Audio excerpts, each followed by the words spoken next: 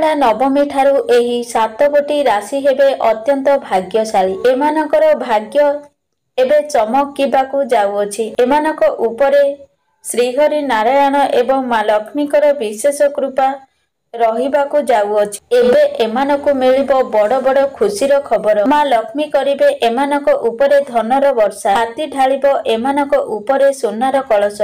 ତେବେ ଚାଲନ୍ତୁ ଜାଣିବା ସେହି 7ଗୋଟି ରାଶି କିଏ କିଏ, ଯାହା ଉପରେ ଶ୍ରୀହରି ନାରାୟଣ ଏବଂ ମାତା ଲକ୍ଷ୍ମୀଙ୍କର ଅଶେଷ କୃପା ପ୍ରାପ୍ତ ହେବାକୁ ଯାଉଅଛି। ଦର୍ଶକ ବନ୍ଧୁ, 31 ଅକ୍ଟୋବର 2025 ଶୁକ୍ରବାର ଦିନ ପଡ଼ିବାକୁ ଯାଉଅଛି ଅଁଳା ନବମୀ।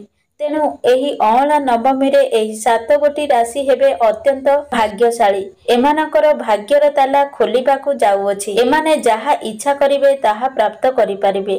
ଯେମିତି ବିଜନେସ କ୍ଷେତ୍ରରେ ହେଉ ବା ଜବ୍ ଜନିତ ଯୋଉ ବି ସମସ୍ୟା ଲାଗି ରହିଥିଲା ତାହା ଦୂର ହେବାକୁ ଯାଉଅଛି। ଛାତ୍ରଛାତ୍ରୀ ମାନଙ୍କୁ ମଧ୍ୟ ପଦ ଉନ୍ନତି ମିଳିବାର ଯୋଗ ବନୁଅଛି।